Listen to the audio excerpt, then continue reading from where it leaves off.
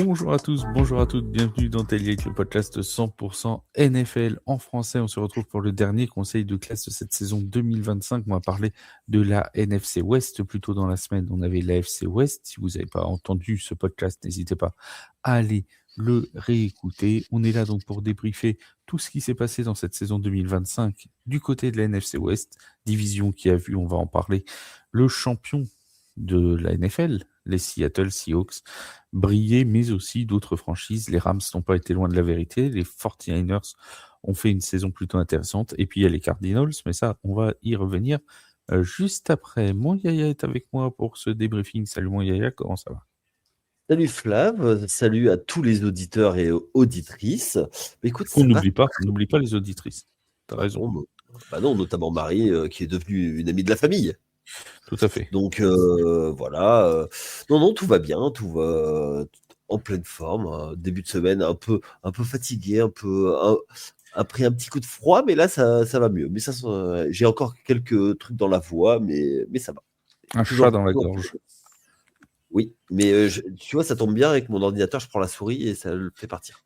Voilà, c'est ça qui est pratique. Mon Vince est avec nous. Comment ça va mon Vince? Eh ben, ça va très très bien. Merci, merci mon cher Flav. Ça va très bien. On va parler de cette dernière division dont on n'a pas encore parlé, dont on n'a pas débriefé. Tu l'as dit, la division du champion, une grosse division, certainement la plus grosse de la NFL, même si toutes les équipes n'ont pas été au niveau. On commence comme d'habitude par la plus mauvaise, la plus faible des équipes ou du moins le fait, on va remonter jusqu'aux champions de la division. Les Cardinals de l'Arizona ont donc le moins bon bilan de cette NFC West et assez largement puisqu'il y a 9 victoires d'écart entre les Cardinals et son premier prédécesseur, les 49ers, on en reparlera tout à l'heure. Les Cardinals ont 3 victoires, 14 défaites cette saison, une saison bien galère, mon cher Yaya. Je parle souvent des franchises qui servent à rien et que elle, malheureusement, elle sert à rien, alors que c'est la première franchise professionnelle de toute l'histoire de la NFL. Non, mais là j'ai mis un. Rien. Comme les Raiders. Oui, bah même bilan. Un. Hop, voilà. Pour l'encre. Ouais, et encore, tu vois, je me suis retenu de. Tu vois, le seul avantage des Cardinals, c'est que tu as un petit coup de cœur quand tu vois leur casque, tu penses à Jerry Maguire. Mais là, c'est la seule chose qui était bien qui était bien pour eux. Non, mais moi là-dessus, enfin, il y a des gros problèmes structurels dans cette franchise. Ils ont pris Jonathan Gannon au coaching staff. Hop, ils l'ont dégagé. Ça fitait pas avec leur quarterback Kyler Murray, mais du coup, les deux envoyés qui partent. Moi, j'ai du mal à comprendre. C'est une franchise qui, il y a quelques années, était en route pour aller en playoff et gagner des matchs en playoff.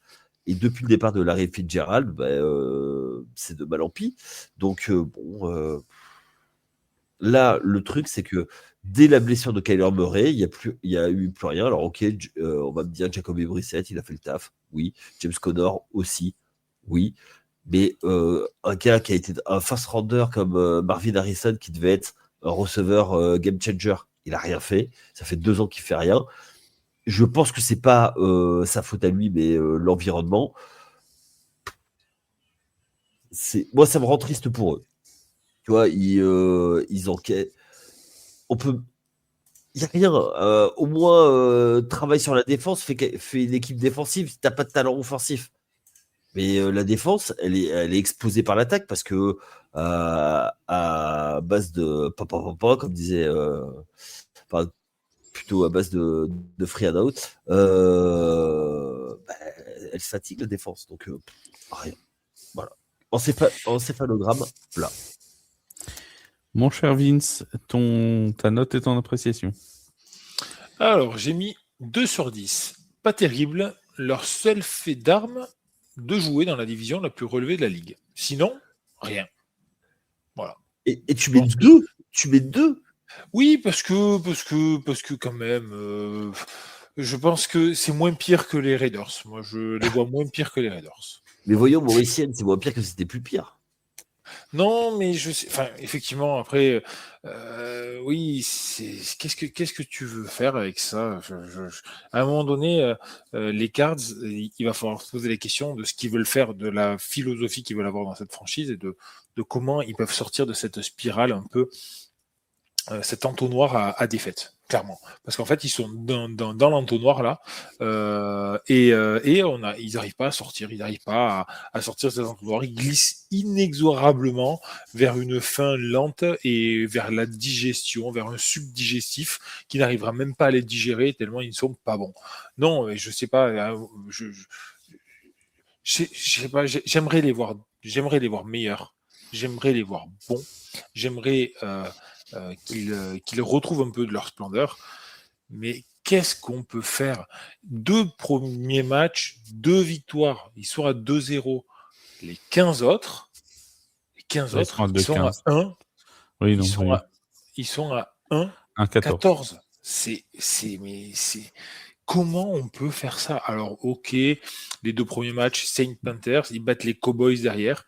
Mais alors, enfin, franchement, comment s'en sortir? Il n'y a même pas de schéma de jeu. On a l'impression que c'est tout le temps les mêmes choses qui reviennent, qu'on n'a pas En fait, Yaya l'a clairement dit. À un moment donné, t'as pas de schéma offensif, bah, tu te mets sur de la défense. Le problème, c'est qu'ils n'ont même pas de talent propre en défense. Ils n'ont pas une grosse défense non plus. Et même en attaque, tu peux te dire, OK, bon, on va tout mettre sur les receveurs, on va tout mettre sur les running, on va tout mettre. Non, même pas, ils n'y arrivent pas. Ils n'y arrivent pas à implanter un jeu particulier. Alors, là, il y a 2 questions. À un moment donné, c'est bien de tirer sur les joueurs, mais si on n'arrive pas à insuffler un semblant de jeu, un semblant de cohérence dans le jeu, à un moment donné, c'est plus les joueurs, surtout sur plusieurs saisons. Il faut remettre en perspective tout ça. Il y a des gros changements à faire, au coaching staff peut-être, aux dirigeants, pourquoi pas, aux GM, j'en sais rien. Mais là, on est dans un mur. On est dans un mur du côté des Cards. Et les seuls oiseaux qui aiment bien se prendre des murs, c'est dans Angry Birds. Là, on n'y est pas. Et ils y vont droit dans le mur. Hein, donc, C'est vrai que leur logo, il ressemble un peu au Angry ben Birds. oui, c'est bien pour ça que j'ai dit ça. Mais je sais pas, faut bouger un peu là. Mais en fait, moi, quand j'ai commencé à les regarder, ils étaient, en fait, ils étaient abonnés au 4-12. Tu savais en début de saison qu'ils allaient faire 4 victoires, 12 défaites. Tu savais, voilà, c'était comme ça. Et là, c'est pareil, c'est le fond de la piscine. Alors, réponse en format court, mon Yaya, parce qu'on va parler un petit peu de la saison. C'est pas pour tout de suite, hein, mais de la saison prochaine. Oui. Est-ce que on sait ils sont allés chercher à la free agency Gardner Minshew pour remplacer Kyler Murray, voilà, pour remplacer Kyler Murray. Est-ce que pour toi les Cardinals l'an prochain sont repartis pour une nouvelle saison galère, ou est-ce qu'on peut s'attendre à une nette amélioration? Saison galère. Saison galère. Tu sais ce que t'as avec Gardner Minshew. Bah, t'as pas non plus un game changer. Le pire, c'est qu'il va il va peut-être te faire gagner des matchs. Et dans leur position, c'est bête à dire, mais gagner des matchs, être mid, c'est la pire des solutions. Là, au moins, cette année, ils étaient mauvais. Donc, voilà. Mais mid, Gardner Minshew, imagine, il leur fait gagner le double de 2 matchs. Ils arrivent à 6 victoires. Tu peux même pas aller chercher un quarterback à la draft. Après, l'avantage, c'est qu'ils auront encore une division plutôt relevée, donc ça devrait, tu vois, c'est pas sûr. Déjà dans les matchs de division, ils gagnent beaucoup de matchs l'an prochain, quoi. Certes. Après, j'ai pas le reste de leur calendrier sous les yeux, mais. Moi non plus. Ouais, mais malgré ça. Ah si, on a un fan des Cardinals sur notre Discord.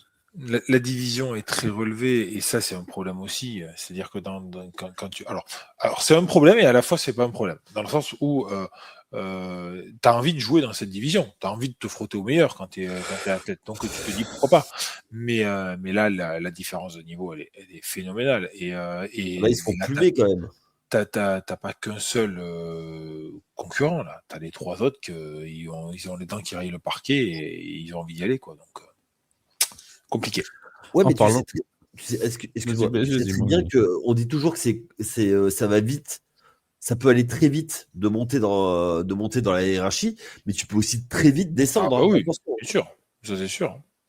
N'oublie pas que les 2 dernières années, on mettait Seattle au fond du trou. Hein, et ils ont Et été champions. encore, on va en reparler, mais encore en début de saison, on ne mettait pas forcément Seattle très haut. Mais ça, Il y en a même qui mettaient que c'était le coach de Seattle qui allait être le premier viré, quoi. C'est dire. c'est dire. On va parler en attendant des San Francisco 49ers, l'occasion pour moi de saluer notre Seb national, à qui on pense très fort, et de saluer aussi Mathieu, qui est un fidèle des fidèles fan des San Francisco 49ers aussi. Et qui nous écoute en faisant du sport. Il va Lui, courir dans les je devrais escaliers. peut-être m'y mettre moi aussi, mais à faire du sport pendant que je m'écoute. Ce serait une bonne chose.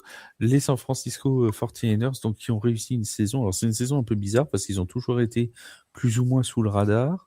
Ils finissent avec 12 victoires, 5 défaites. Ils ont eu encore une avalanche de blessures, mais je pense que vous allez en reparler. Mon Vince, ta note et ton appréciation. Alors, j'ai beaucoup hésité. J'ai mis 7 sur 10. Malgré les blessures, de très bonnes choses, très au-dessus de l'attendu. Continuez comme ça. J'ai mis très au-dessus de l'attendu. Pourquoi? Il faut bien se rappeler de la dernière intersaison où ils ont été plumés, déplumés. T'as dit intersaison? Je l'ai dit correctement. Ils ont été plumés, déplumés en défense notamment. Ils se sont fait ouvrir tous les joueurs. Ils sont tous partis. Ça a été opération porte ouverte. Et malgré ça, ils ont été compétitifs tout au long de la saison. Pourtant, on avait un QB qui s'est blessé, on a eu McCaffrey qui revenait de blessure, qui a fait une très bonne saison, on a eu un George Kittle qui s'est blessé, on a eu un Bosa qui s'est blessé, bref, encore une avalanche de blessures. Il va falloir peut-être penser à changer le terrain d'entraînement de place ou faire la danse du signe indien de la bonne santé, j'en sais rien, mais il va falloir faire quelque chose parce que là, on a vraiment l'impression que durant ces 3 dernières saisons, ça a été un calvaire niveau blessure du côté de San Francisco. Et s'il y en a un qui mérite son salaire, c'est bien le kiné et le médecin du club. Parce que alors là, ça travaille. Maintenant, il va avoir Mike Evans en plus maintenant. Non, mais alors, moi, j'ai une question pour Flav. Oui. Est-ce que d'ailleurs les Niners doivent signer Marshall Lattimore? Ça, c'est une vraie question. Pourquoi pas? Ah, ça serait sympa l'entraînement. Ouais. Pourquoi pas? Ça pourrait être cool. Ça se trouve, ils deviendraient meilleurs amis du monde. C'est la meilleure bromance de l'histoire. J'en doute quand même. Mais bon. Mais moi, tu sais quoi, je suis sûr qu'ils sont capables d'être potes comme cochons. Hein. Ah non, moi je suis sûr qu'ils sont capables de se taper dessus à l'entraînement, par contre. Ça, c'est fort probable. Et après, ils vont boire une bière ensemble et ils découvrent. Ah, Ouais, parce mais qu'on est, il faut en quand fait, même on a plein de points communs. Il faut quand même se rappeler, pour ceux qui ne le savent pas, que le duel Lattimore Mike Evans date de l'université, voire presque même du lycée. Donc ils se sont toujours détestés, hein, les deux. Hein. Ça date pas de la NFL. Hein. Il y a du passif derrière. Mais on t'a coupé, mon cher Vince, dans ton élan. Non, mais simplement pour juste rappeler que effectivement San Francisco sortait quand même avec une belle saison finalement au compteur. Une défaite contre les Jaguars, contre les Bucks, contre les Texans, contre les Rams et contre les Seahawks. Au final, ils ne perdent que contre des équipes qui ont fait les playoffs. Sauf les Bucks, effectivement, qui les ont loupés. Donc c'est une équipe qui a réussi sa saison, clairement, qui a été au-delà de l'attendu. Peu de personnes les voyaient aussi haut dans en termes de bilan dans cette NFC de manière générale, parce qu'au final dans la division ils sont 3e, donc c'est pas non plus hyper haut, mais ils atteignent les playoffs. Ils vont battre les Eagles chez eux pour leur premier match de playoff. En plus, non, c'est vraiment une saison très satisfaisante pour eux. Mon Yaya, t'avais pas l'air d'accord sur la note. T'es pas du même moi, bord. J'ai mis la même note, mais moi, c'est les appréciations.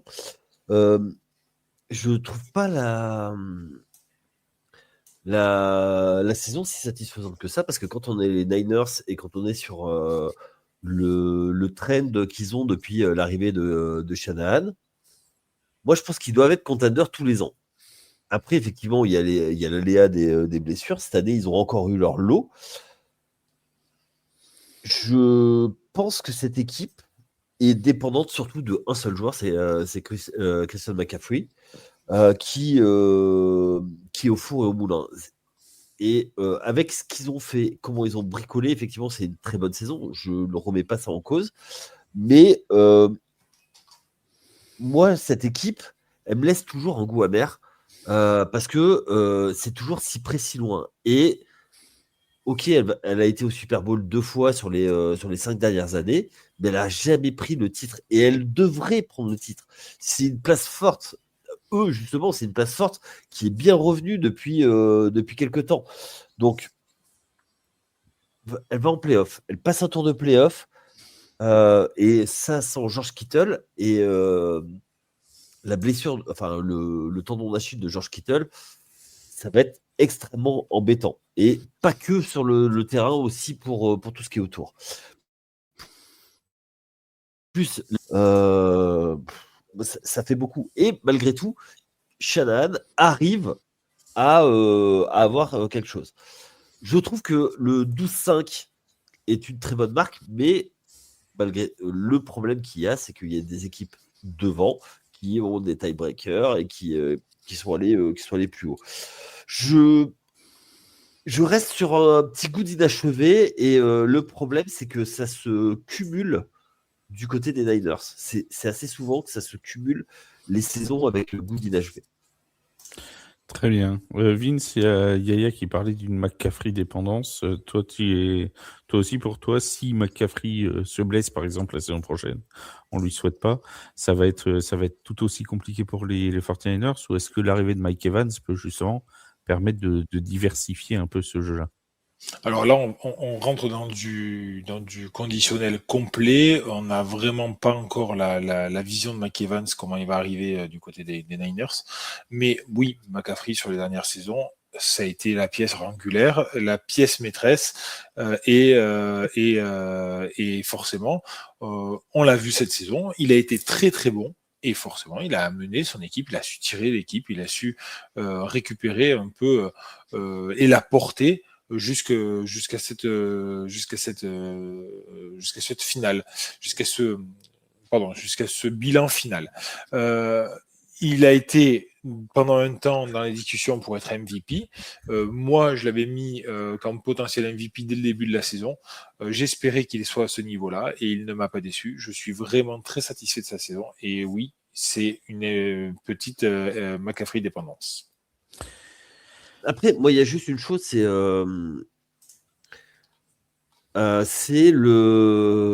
l'avènement, j'ai envie de dire, et la réhabilitation de Mike Jones. Je trouve que il a très très bien tenu la baraque pendant que Brock Purdy était blessé. Et je trouve que ça fait 2 saisons que Brock Purdy se blesse. C'est peut-être quelque chose à surveiller. Donc voilà. Après, c'est toujours pareil. Comment ils vont renforcer, comment ils vont régénérer cet effectif. Ils ont déjà pris Mike Evans. C'est une très bonne signature. Attention, il y a l'âge. Après, il y avait besoin de cibles avec le départ de Deebo Samuel. Là, il se murmure que Brandon Ayuk ne reviendra pas non plus. Bon, va falloir faire quelque chose. Il va falloir faire quelque chose. Les amis, on passe aux Rams de Los Angeles. On va sortir nos Rams. Les Los Angeles Rams, 12 victoires, 5 défaites aussi pour les joueurs de Los Angeles. En parlant de Rams, ça me fait penser à Mathieu Van Bool, mais vous savez pas pourquoi, mais lui, il saura. Donc, je salue Mathieu au passage. Les Rams de Los Angeles, donc 12 victoires, 5 défaites. Et puis, tant que j'en suis à parler aussi des Rams, On va saluer nos amis de Rams France. On le fait toujours avec les comptes de franchise. On va saluer, parce qu'on l'a pas fait encore, les 49ers France. On va saluer les Cardinals et les Seahawks aussi, tous ceux qui tiennent les comptes de franchise. Et on en connaît des fans des Rams, puisque on connaît Florian Gilleron, le commentateur pour la Fédération française de foot américain, notamment, qui est fan des Rams. Mathieu aussi, de l'Afterfoot US, qui est fan des Rams. Donc bref, on a de Marine, quoi faire. Marine des, aussi, des artilleurs. qui est fan des Rams. Bref, on en connaît des fans des Rams, hein, c'est dingue. Eh ben, c'est votre moment, les amis. On va parler de vous. Les Rams de Los Angeles, donc une belle saison pour les Rams, mon Yaya. Oui, très belle saison qui s'est jouée à une action. Je pense que ça aurait complètement tout changé. C'est ce fameux ballon lâché, repris par Seattle. Tout s'est joué et c'est là où en fait tu avais l'avantage du terrain, tu avais une bye week. Ce serait pas Kenneth Walker, d'ailleurs? Il me semble. Il me semble que c'est lui. Il me semble. Oui, C'est le pote de Vince. Oui, tout à fait. L'ami de Mais Vince. moi, je leur ai mis un 8. Parce qu'ils ont été un petit peu. Ils ont eu le tiebreaker par rapport à Cisco. Ils ont trouvé ils ont leur skills player. Puka Nakua, Adams est toujours là avec toute sa famille. Et ils ont également le coureur Williams qui est là. Là, c'est du côté de la défense et des special teams que le bas blesse. Je pense qu'ils vont faire un ajustement parce qu'ils ont la fenêtre de tir de Stafford pour pouvoir aller chercher un 3e titre dans l'histoire de la franchise. Et moi, je pense que cette année, ça va être une année décisive, ça va être une année all-in. Et ils ont mis les bases. Je pense que cette année, ils pensaient y aller. Il a manqué ce petit brin de réussite. Et là, ils vont aller chercher le titre l'année prochaine. Enfin, ils vont tout faire pour y aller. Et du coup, on a vu, puisqu'ils ont lâché des tours de draft pour McDuffie contre les Vampires. Mon cher Vince, même question. Les Rams, belle saison, ta note, ton appréciation? Oui, déjà, bonne saison, ça c'est sûr. Ils ont fait une bonne saison, ils sont arrivés en finale de conf, c'est une bonne saison. Je leur ai mis également 7 sur 10, comme les 49ers, parce que pour moi, ils étaient un petit peu plus à l'attendu de ce qu'on pouvait espérer dans la saison, pour eux. Donc j'ai mis 7 sur 10, de très bonnes choses, de la continuité, ça bosse bien dans cette franchise, poursuivez vos efforts. Le poursuivez vos efforts, c'est exactement pour reprendre ce que disait Yaya tout à l'heure, c'est que la fenêtre de tir de Stafford va commencer à se diminuer, à se réduire, et donc là, il va falloir aller chercher rapidement un nouveau titre si on veut y aller. Pour autant, cette équipe, elle est très très bien construite. Elle est vraiment très homogène, autant en attaque qu'en défense. On n'arrive pas à sortir de très grosses individualités comme cela. Il faut vraiment connaître la franchise pour aller chercher des grosses individualités et se dire, comme on l'a fait pour les Niners, avec McCaffrey, sans cette personne-là, la franchise ne tournerait pas du tout pareil. J'ai du mal, moi en tout cas, à sortir ça. À la limite, peut-être Stafford, forcément. Mais sinon, à part lui, j'ai du mal à me dire que on enlève juste un pion et ça ne marche plus. Donc, je sais pas trop quoi penser pour la saison à venir, si ce n'est que ils vont encore avoir une grosse année à venir avec 2 gros rivaux de division. Ils vont être encore une fois sur le devant de la scène, à n'en pas douter. McVay est un formidable meneur d'hommes qui arrive à faire comprendre à beaucoup de monde ce qu'il veut et ce qu'il entend dans son schéma de jeu. Et ça, c'est vraiment un gros plus pour son groupe. J'ai vraiment l'impression qu'il arrive à sortir tout le positif de ce groupe-là, à récupérer tout le positif possible et à mettre en place des jeux qui vont bien avec les joueurs qu'il a. Et ça, c'est typiquement un coach qui est plus qu'un coach, mais plutôt directement un manager. On a vraiment l'impression que les joueurs ont envie de jouer pour lui, qu'il est un peu omniprésent, omniscient sur le terrain, et ça lui permet d'avoir aussi toutes ces éloges de la part de la communauté NFL footballistique qui le suit et qui n'arrête pas de dire qu'effectivement c'est un très bon coach. Il met pas des pantacours aussi, McVay Et j'allais dire qu'il est gentil, il met des pantacours, mais non, il ne met pas des pantacours. Alors, c'est pas tout à fait des pantacours, c'est des pantalons un peu preppy qui s'arrêtent juste au-dessus de la cheville. Wapi. Preppy. Voilà. Voilà, prépi. Oui. Ouais. Là, je crois que Wake, qui est un féru d'anglais, va m'envoyer un message en me disant c'est un style vestimentaire. Tout à fait. Alors, il y a les preppy et c'était avec les hipsters. En fait, c'était où t'étais preppy ou hipster. Donc, voilà. D'accord. Okay. Mais bon, j'étais plus là-dessus, Flav, effectivement. Quand on voit comment vous habillez au niveau du style, hein, bon. Voilà. Et est-ce que tu peux acheter ce genre de pantalon au marché aux puces, par exemple? Non, je ne crois pas. Je sais pas. Oh non, il m'a eu là-dessus, c'est fou. Il m'a eu là-dessus. Je veux bien te voir. Oui. Non, c'est coupé sport, quoi. D'accord.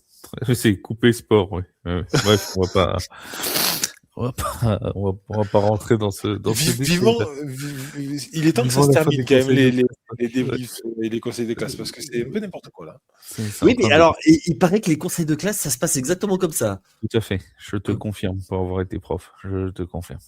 Ouais. C'est généralement, quand tu arrives à la lettre T, tu fatigues. Hein, comme Titans. Voilà. Bon, rien à en tirer, allez, au revoir. Vince qui a un nom en W, forcément, c'est pour ça qu'il y avait tout le temps des mauvais bulletins, c'est parce que tout le monde en avait marre. Pourquoi j'aurais un nom en W? Je m'appelle pas Wake. Ah oui, tiens, Wake. Ouais, Wake, maintenant, est passé de l'autre côté de la barrière. Non ouais, tu sais quoi, là, j'ai une appréciation pour Wake. Ishabe Dinazofol. Qui connaît le vrai nom de Wake, c'est qu'il était plutôt tout en haut dans l'alphabet. Quoi. Oui, c'est vrai. C'est un autre problème. C'est un autre débat pour un autre jour. On va passer tout de suite aux Seahawks parce qu'après j'ai une question pour vous, un espèce de débat croisé entre les Seahawks et les Rams. On va faire une croisade. Il va monter sur moi, je préfère la croziflette.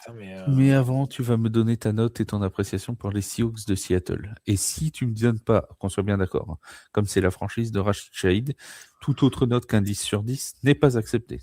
À qui tu poses la question là, en premier? À Yaya, mais les deux, ce sera la même règle. Pourquoi c'est toujours moi qui commence? Eh ben, il y a Vince, vas-y, commence, on s'en fiche. Eh ben, j'ai mis 10, figure-toi. Et bien sûr. J'ai mis 10, mais avant que tu me le dises, j'ai mis 10. C'est la seule note dit, parfait. Que demander de plus? Une grosse défense, une attaque retrouvée. Bravo. Le Super Bowl à la clé. Qu'est-ce que tu veux demander de plus en début de saison? On rappelle que les notes, on le dit par rapport aux attentes de début de saison. Oui. En début de saison, qui pense que les Seahawks vont faire les playoffs, vont pouvoir faire même les finales de conférence, vont pouvoir faire le Super Bowl et vont gagner le Super Bowl? Qui peut le dire? Certainement, certains ont dû parier les Seahawks pour essayer.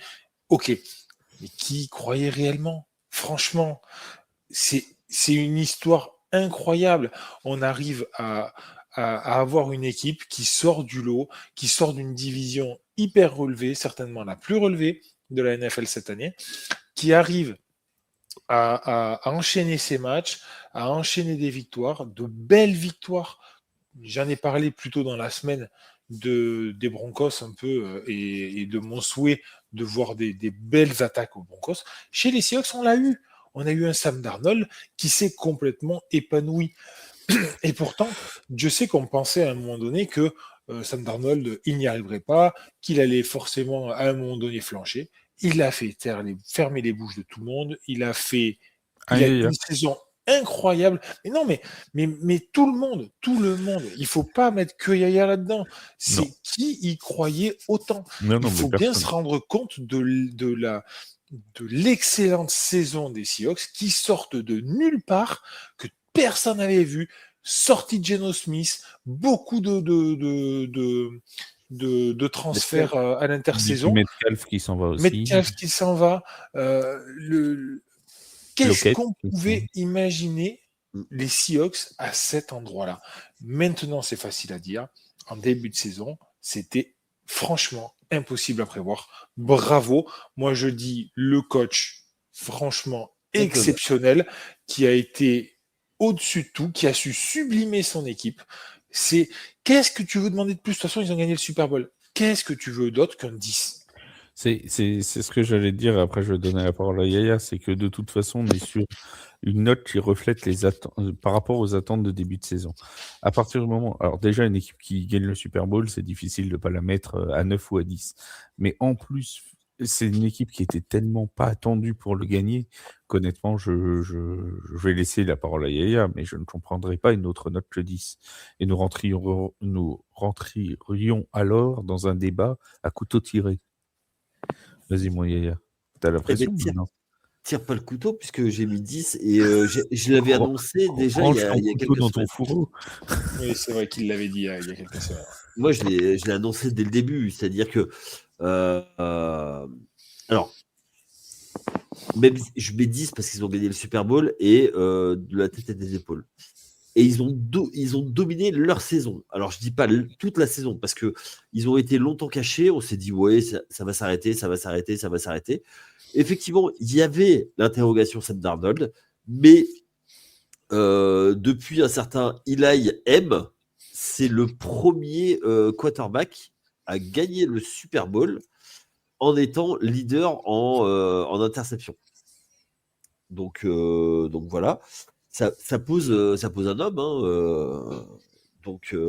mais je trouve que effectivement le coaching staff a été très très bon, notamment pour déceler les joueurs qu'il fallait laisser partir et pour pouvoir laisser éclore d'autres et récupérer d'autres joueurs.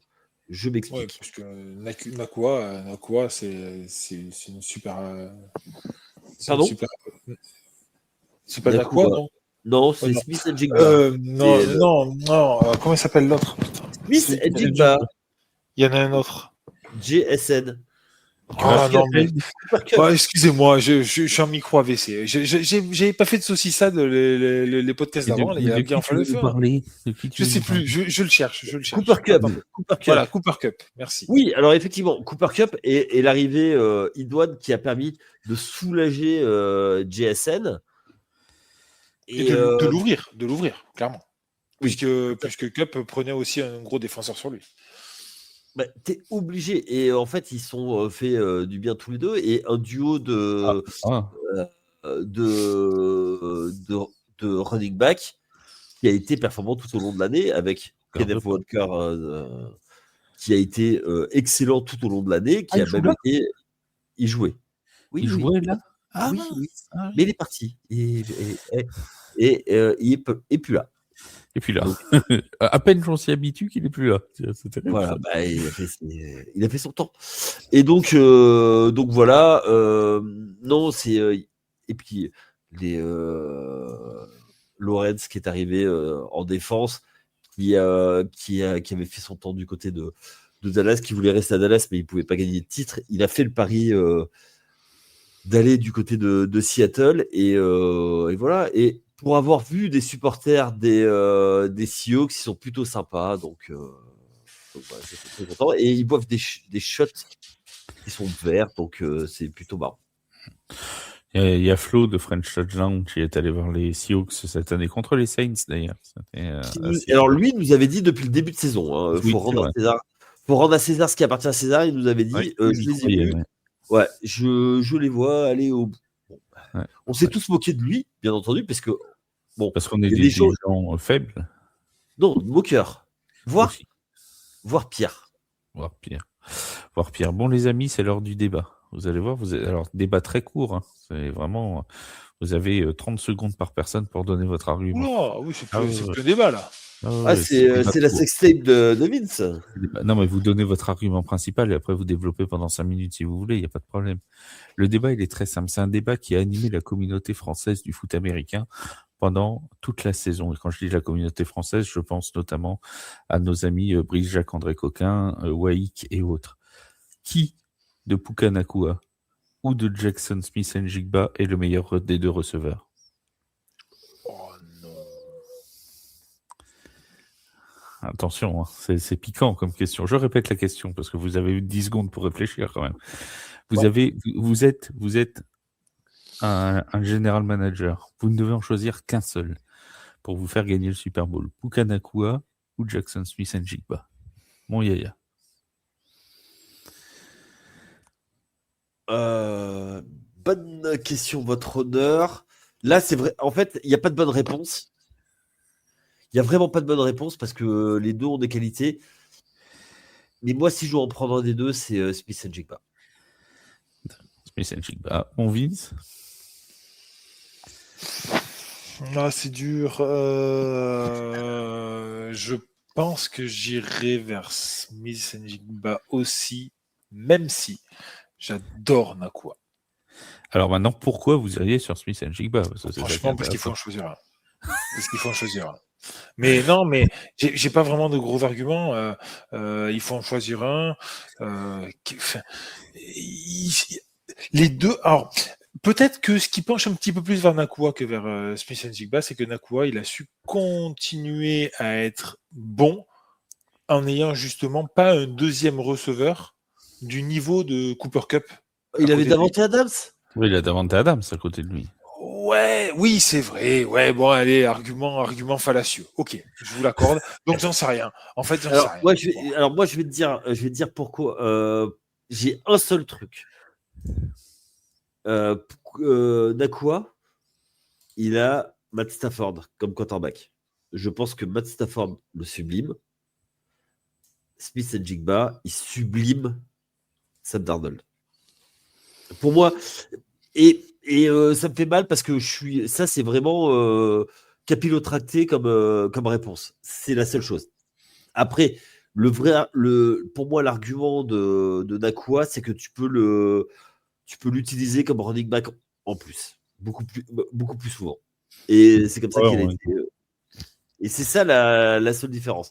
Mais après, tracé court, tracé long, il est capable de s'adapter. Après, au niveau du Super Bowl, il n'a pas été très très bien servi. Et il a été bien tenu par Christian Gonzalez aussi. Pour moi, alors, s'il y a un joueur au Super Bowl à sortir, plus que Kenneth Walker, c'est Christian Gonzalez. Oui, bah ça a été le meilleur joueur. Tu vois, j'ai croisé un auditeur là il y a pas longtemps pendant que je courais.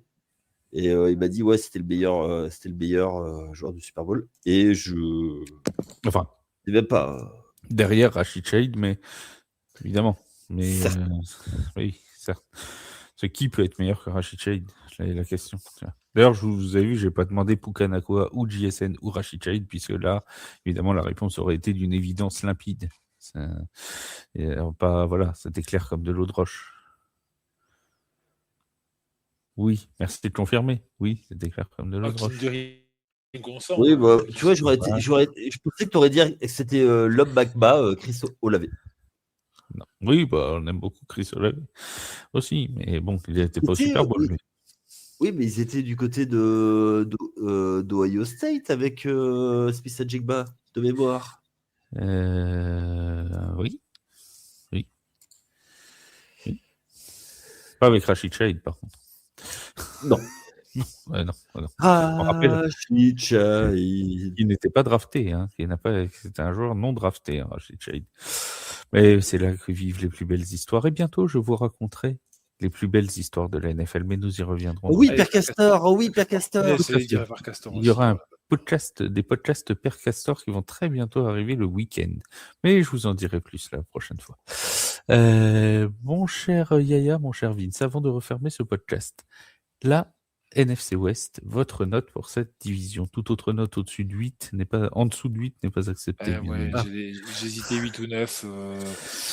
Je vais dire 8 à cause des Cards. Mais oui, très grosse division. Pour moi, la meilleure de la ligue. On a trois très très grosses franchises. On a le vainqueur du Super Bowl, on a un vainqueur il n'y a pas si longtemps avec les Rams, et on a une franchise historique avec les Niners, qui en plus de ça, ces trois-là sont très compétitives. Nous ont proposé en plus de ça de superbes matchs tout au long de la saison pour les trois franchises. Il y a eu des très beaux matchs de division dans cette franchise. Il y a eu des très très très beaux matchs de division, notamment les Seahawks Rams qui ont été incroyables. Non, franchement, bravo, super division, bravo. Merci pour le spectacle. Moi j'ai mis 9. Je mets 9 pour la division. J'ai décidé de mettre plus en avant les côtés positifs que le point négatif. Donc voilà. Oui, parce que c'est vrai, au final, dans chaque division aussi, il y a un petit, il y a forcément il y a un vilain petit canard.